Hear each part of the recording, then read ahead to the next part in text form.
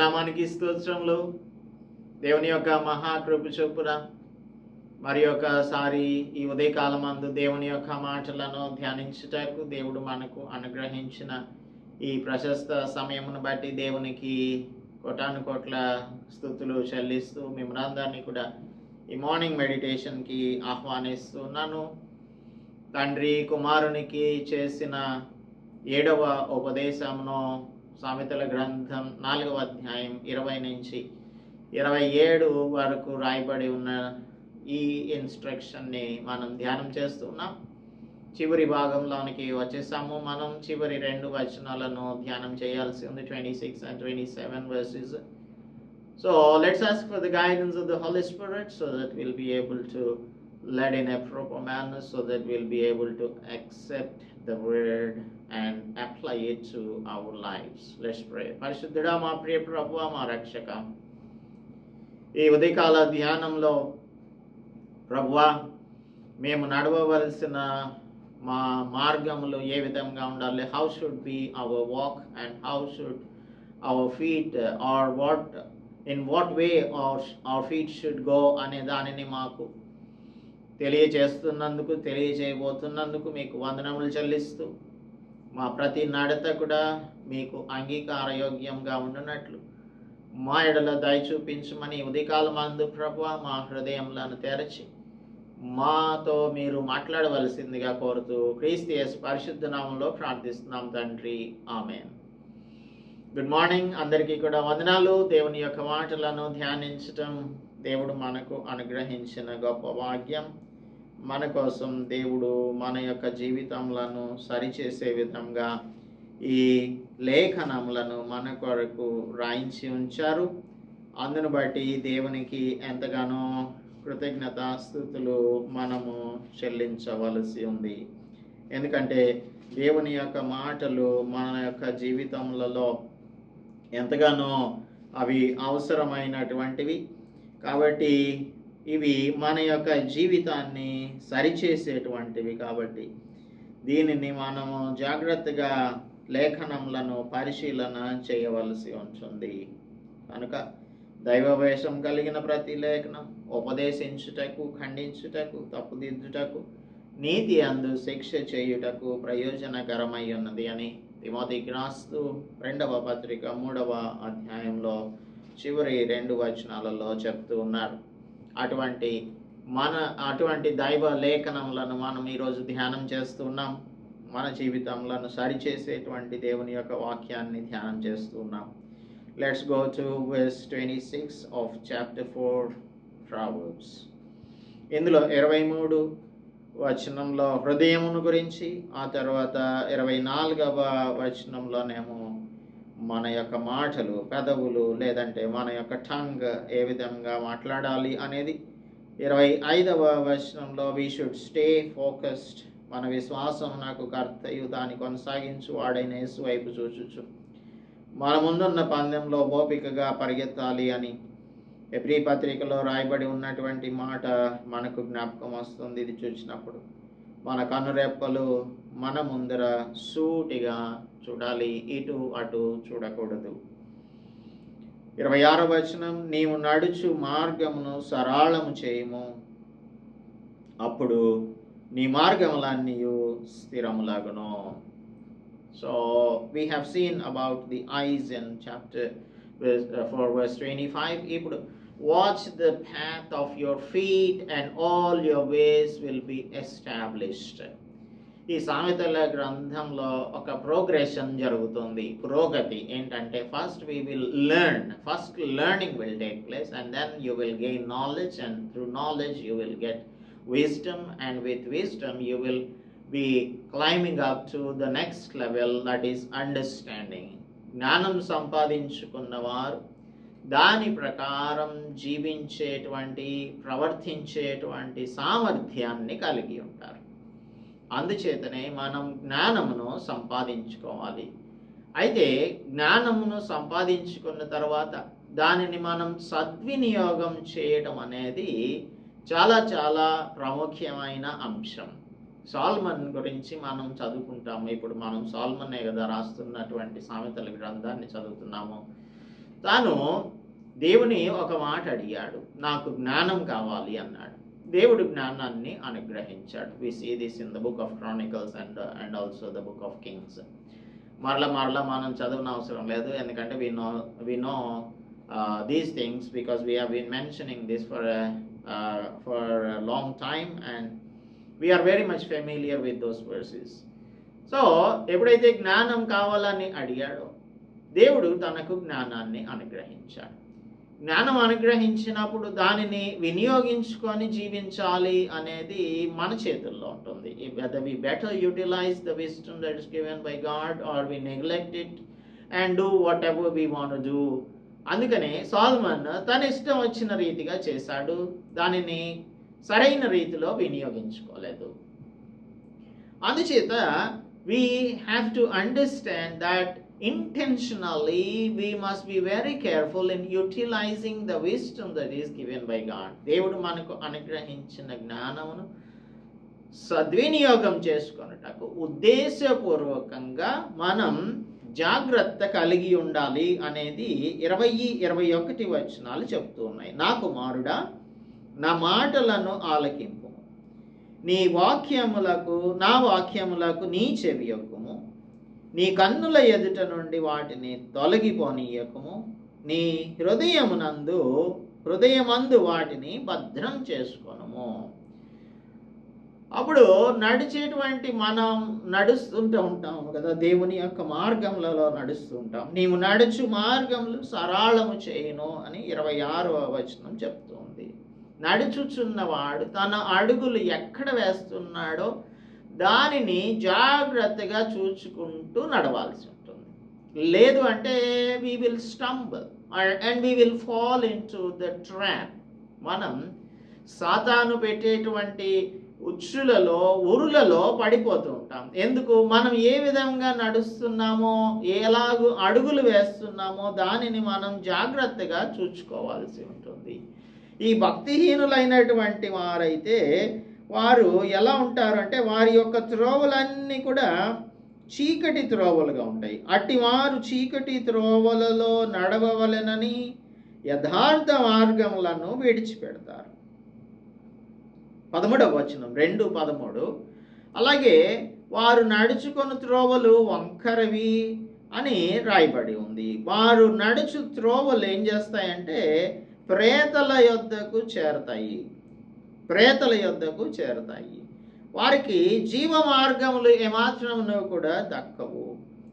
అందుచేత మనం ఏం చేయాలంటే దేవుని యొక్క మాటలను విన్నటువంటి వారు ఎల్లప్పుడూ కూడా దేవుని యొక్క అడుగు జాడలలో, వాక్యం యొక్క అడుగు జాడలలో మనం నడిచే వారంగా ఉంటాము.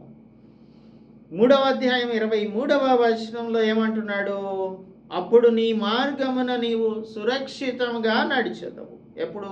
21వ వచనంలో లెస్సయైన జ్ఞానమును వివేచనను భద్రం చేసుకొనుము, వాటిని నీ కన్నుల ఎదుట నుండి తొలగిపోనీయకము, అవి నీకు జీవంగాను నీ మెడకు అలంకారంగాను అప్పుడు నీ మార్గమున నీవు ఉండును. అప్పుడు నీవు నీ మార్గమున సురక్షితంగా నడిచెదవు, నీ పాదం ఎప్పుడునో తొట్రిల్లదు. You will not stumble. నీవెప్పుడు కూడా తొట్రిల్లేవానిగా ఏమాత్రమును కూడా ఉండవు అని చెప్తూ ఉన్నాడు. అందువలన మనం నడిచే మార్గంలో మన అడుగులు ఏ విధంగా ఉన్నాయి అనేది జాగ్రత్తగా చూసుకోవాలి. ఎఫెసియన్స్కి రాస్తూ చాప్టర్ 5:15-16లో అపోస్తలుడు పౌలు ఏమంటున్నాడంటే 5వ అధ్యాయంలో ఎఫెసీయులకు రాసిన పత్రిక 5వ అధ్యాయం 15-16 వచనాలు చదువుతున్నాను. దినములు చెడ్డవి గనుక మీరు సమయమును పోనీయక సద్వినియోగం చేసుకొనుచు అజ్ఞానుల వలె కాక జ్ఞానుల వలె నడుచుకొనున్నట్లు జాగ్రత్తగా చూచుకొనుడి. దేవుని చిత్తానుసారంగా నడుస్తున్నామా లేదా అనేది మనం ఎల్లప్పుడూ కూడా జాగ్రత్తగా చూసుకోవాలి. అజ్ఞానుల వలె నడవకూడదు, జ్ఞానుల వలె మనం నడిచే వారంగా ఉండాలి. we have to redeem time. దినములు చెడ్డవి కనుక సమయమును పోనీయక సద్వినియోగం చేసుకోవడం అంటే this is what is called redeeming time. ఇప్పుడు మనకున్న సమయం చాలా తక్కువ. ఈ లోకంలో మనం జీవించే సమయం చాలా తక్కువ.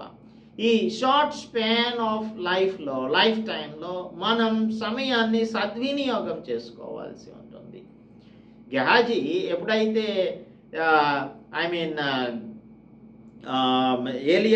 ఎలీషా ప్రవక్త దగ్గర ఉన్నటువంటి వాడు నయమాను వచ్చినప్పుడు నయమాను కొన్ని offerings he offered some silver, ఇవన్నీ కూడా వస్త్రాలు, వాటిని ప్రవక్త అయిన ఎలీషాకు ఆఫర్ చేసినప్పుడు అక్కడ గెహాజీ ఉన్నాడు. He was the assistant of the profit.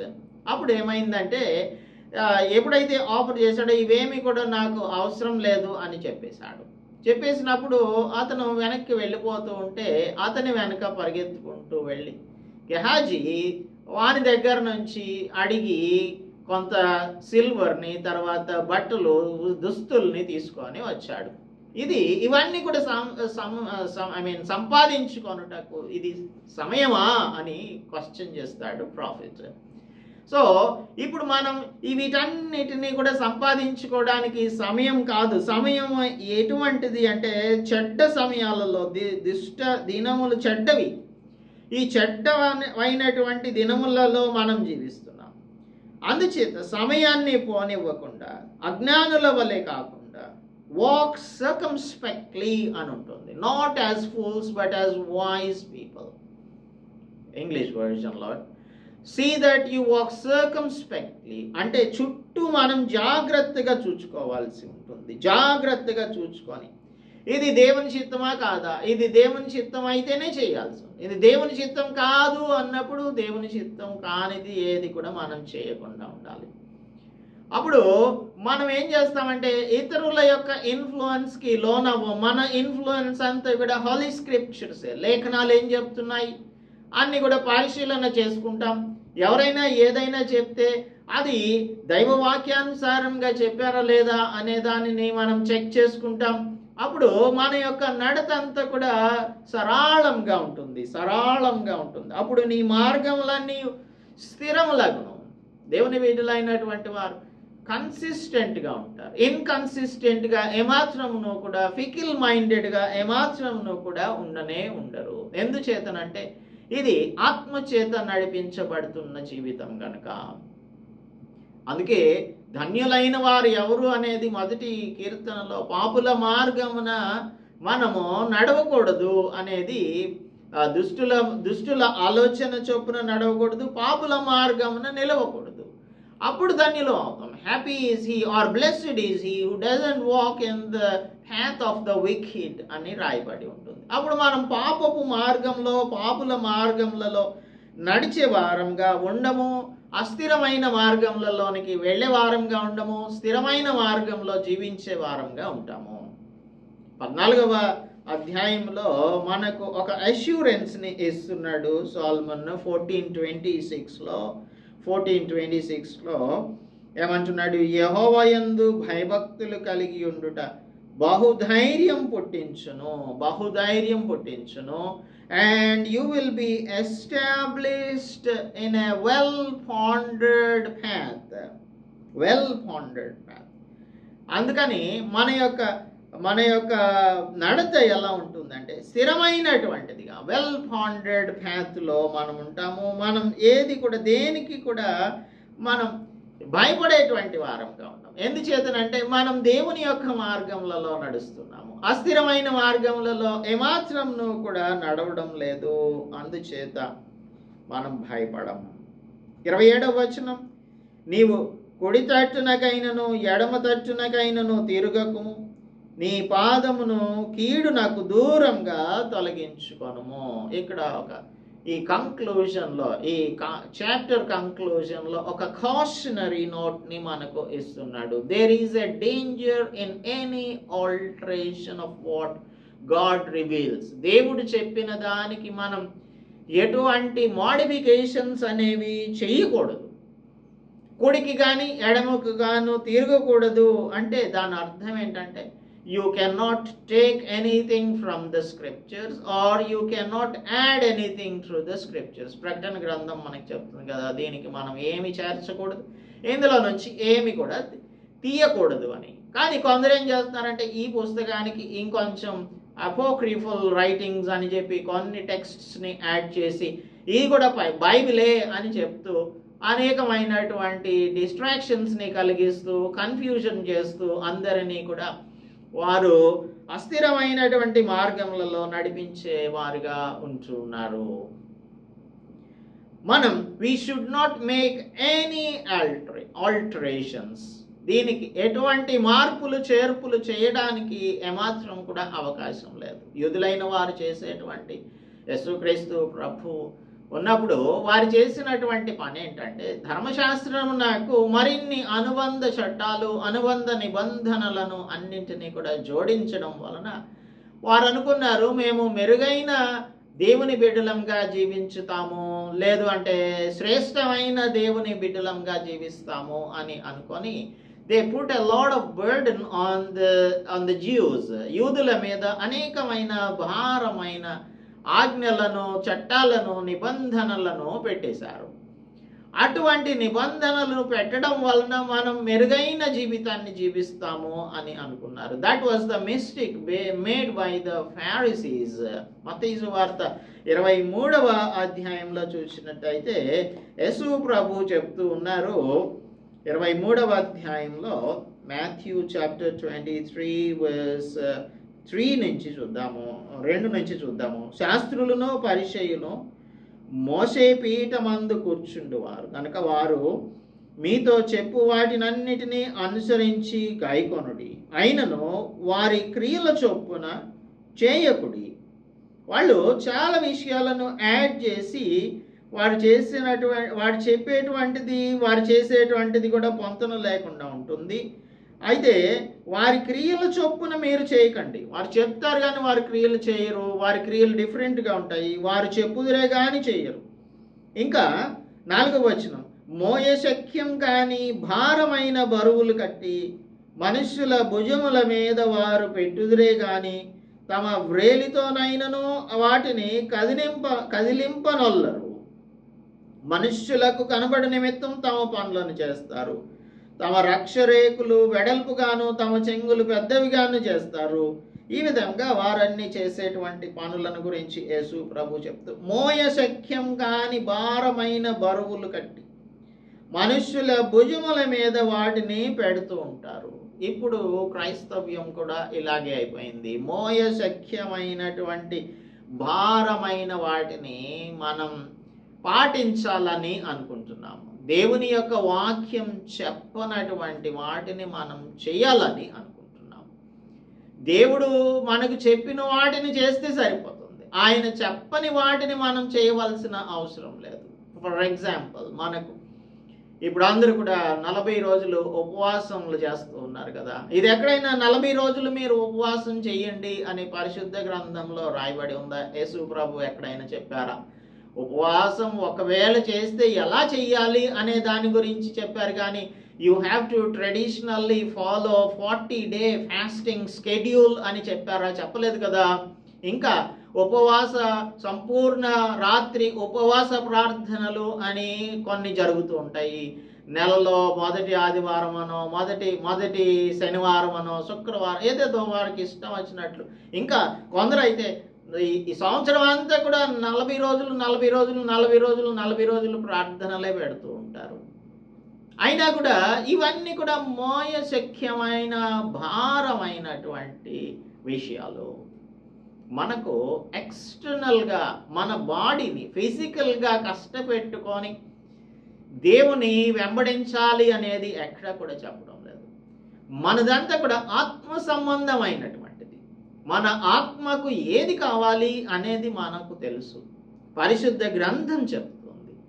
అందుచేత ఇంకా మనం దశమ భాగములు ఇవ్వాలి, ప్రత్యేకమైన కానుకలు ఇవ్వాలి. ఇవన్నీ కూడా అపొస్తలుడు పౌలు మనకు చెప్తున్నాడు. మన చిత్త ప్రకారంగా మనకు మనసుకు తోచినంత ఇవ్వవలసి ఉంటుంది. అంతేగాని భారాన్ని మోపడానికి ఏమాత్రము సంఘం నాకు రైట్స్ లేవు. తర్వాత బోధకులకు ఏమాత్రమును కూడా లేనేలేదు. మన హృదయమందు నిశ్చయించుకున్న దానిని బట్టి మనం ఇవ్వవచ్చు. అందుచేత ఈ ఇచ్చేటువంటి విషయంలో, టైట్స్ విషయంలో, ఉపవాసాల విషయంలో, ఇంకా అనేకమైన విషయములలో అనవసరమైన మోయశక్యం కాని భారాలను మనం మోస్తూ ఉన్నాం. ప్రయాసపడి భారం మోయిచున్న సమస్తమైన వారులారా నా యొద్దకు రండి, నేను మీకు విశ్రాంతినిస్తాను అని చెప్తే మనం ఏం చేస్తున్నాం అంటే మన భారాన్ని మనమే మోసుకోవాలని అనుకుంటూ ఉన్నాం. మన శరీరాన్ని కష్టపెట్టుకోవడం ద్వారా మన దేవుని యొక్క రాజ్యంలోనికి ప్రవేశించలేము. మేము వారానికి ఎన్నిసార్లు ఉపవాసం ఉంటున్నాము, దాన ధర్మాలు చేస్తూ ఉన్నాము, తర్వాత ఆ చర్చెస్కి డబ్బులు ఇస్తున్నాము, ఈ ఆర్గనైజేషన్స్కి డబ్బులు ఇస్తున్నాము, ఈ ఆర్ఫనేజ్కి డబ్బులు ఇస్తున్నాము. ఇవన్నీ కూడా ఏంటంటే మన హృదయమందు నిశ్చయించుకున్న దానిని బట్టి ఇవ్వవచ్చు. కానీ ఇవి చేసినందువల్ల దేవుని రాజ్యంలో మనకు ప్రయారిటీ ఇవ్వబడుతుంది అనే భ్రమలలో మాత్రం ఎప్పుడు కూడా ఉండకూడదు. ఇవన్నీ కూడా కుడికి ఎడమకు తిరిగేటువంటి పరిస్థితులు. అలా కాకుండా మనం ఏం చేయాలంటే we have to walk in the straight path of the lord. అందుకే ఈ పరిచయులు, శాస్త్రులైనటువంటి వారు చేస్తున్న తప్పిదములను ఈ మోడర్న్ క్రిస్టియన్స్, కంటెంపరీ క్రిస్టియన్స్ చేయకూడదు. ఇంకా మనం ఈ పరిశుద్ధ గ్రంథంలో అనేకమైన ఎగ్జాంపుల్స్ని మనం తీసుకోవచ్చు. ఫర్ ఎగ్జాంపుల్ శాంసన్ ఉన్నాడు. హీ వాజ్ ఎ నాజరైట్, నాజీరు చేయబడినటువంటి వాడు. తన జీవితమును దేవునికి సమర్పించుకున్నటువంటి వాడు. తన యొక్క జీవితం అంతా కూడా తాను దేవునికి నాజీరు చేయబడిన వానిగా జీవించాల్సి ఉంటుంది. అటువంటి వాడు ఏం చేశాడు అంటే తాను he was not supposed to shave his head. తన యొక్క తల వెంట్రుకలు కత్తిరించుకోకూడదు.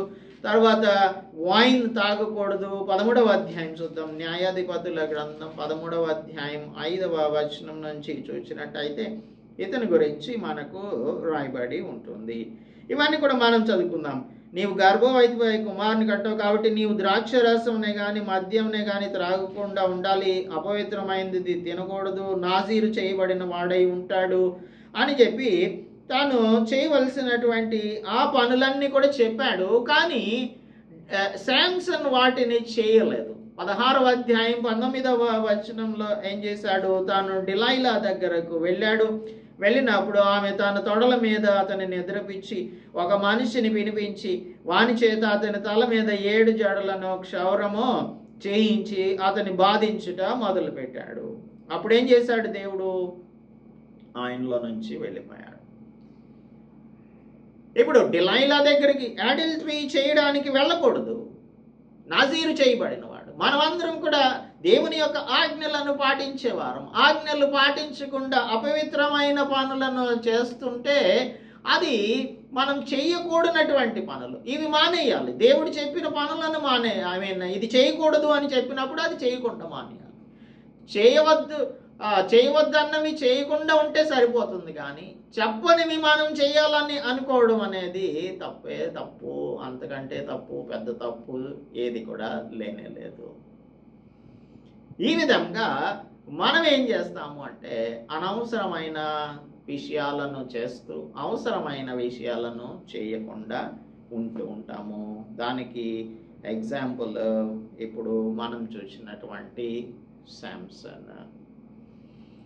అలాగనే మనకు తెస్సలోనికైలకు రాసినటువంటి పత్రిక, మొదటి పత్రిక 5వ అధ్యాయం 21-22 వచనాలలో అపోస్తలుడు పౌలు ఏం చెప్తున్నాడంటే, 1 Thessalonians chapter 5 verse 21 and 22, ప్రతి విధమైన కీడుకును దూరంగా ఉండుడి, సమాధానకర్తయగు దేవుడే మిమ్మును సంపూర్ణంగా పరిశుద్ధపరచును గాక, మీ ఆత్మయు జీవమును శరీరమును మన ప్రభువైన యేసుక్రీస్తు రాకడయందు నిందారహితముగాను సంపూర్ణముగాను ఉండునట్లు కాపాడబడును గాక. దేవుడు మనలను పిలిచాడు. నమ్మకమైన వాడు గనుక మనలను ఆయన స్థిరపరుస్తాడు. You should not turn aside to right or left అని ద్వితీయోపదేశకాండం 5వ అధ్యాయం 32వ వచనం అలాగే 17వ అధ్యాయం 11వ వచనం, 17వ అధ్యాయం 20వ వచనం, 28వ అధ్యాయం 14వ వచనం కూడా మనకి చెప్తోంది. అటు ఇటు తిరగకుండా తిన్ననైన మార్గంలో, దేవుని యొక్క మార్గంలో, వాక్యానుసారమైనటువంటి రీతిలో జీవించడం అనేది దేవుడు మనకు బోధించుచున్న సత్యము. సో దీనిని మనం పాటిస్తే సరిపోతుంది, చెప్పని విషయాలు చేయనవసరం లేదు. With this we have completed the 7th instruction of the Father to the Son. We will be dealing with the remaining part from chapter 5 tomorrow. Let's pray. పరిశుద్ధుడా, మా ప్రియ ప్రభువా, మా రక్షక, ఈ ఉదయకాలమందు మీరు మాతో మాట్లాడిన మాటలన్నింటినీ మా హృదయములలో భద్రపరుచుకొని వాక్యానుసారంగా జీవించుటకు, సర్కంస్పెక్ట్గా జీవించుటకు, జాగ్రత్త కలిగిన వారంగా జీవించుటకు, కొడికి కానీ ఎడమకు గాను తిరగకుండా నాయనా స్ట్రైట్ ప్యాత్లో నడుచుటకు, క్రూకెడ్ ప్యాత్స్లోనికి వెళ్లకుండా ఉండునట్లు, అలాగనే ప్రభువా మీరు చెప్పినది ప్రతిదీ కూడా చేయడానికి మేము మా జీవితములను సాధకం చేసుకున్నట్లుగా సహాయం చేయండి. చెప్పనివి చేయకుండా చెప్పినవన్నీ కూడా చేయగలగడానికి మాకు కృపను అనుగ్రహించమని ఈ ఉదయకాలమందు మా ప్రియులను మమ్మలను మీరు మీ మార్గములలో సరళమైన మార్గంలో నడిచే కృపను అనుగ్రహించమని, శాంసన్ లాగా ప్రభువా మేము చేయవద్దన్న వాటిని చేసి అనవసరమైన చిక్కులలో పడిపోకుండా ఉండునట్లు మాకు మా ప్రియులకు కృప చూపించమని క్రీస్తు యేసు పరిశుద్ధ నామములో ప్రార్థిస్తున్నాం తండ్రి, ఆమేన్. దేవుని నామానికి స్తోత్రములు. అందరికీ కూడా ప్రభు నామంలో వందనాలు చెల్లిస్తున్నాం. మన తండ్రి అయిన దేవుని యొక్క ప్రేమ, ప్రభు అయిన యేసు క్రీస్తు కృప, పరిశుద్ధాత్మ నిత్య సహవాసం ఇప్పుడు ఎల్లప్పుడూ మనందరికీ తోడయుండి ఆయన మార్గములలో నిందారహితులంగా నడుచున్నట్లు కృప చూపించునుగాక. ఆమేన్.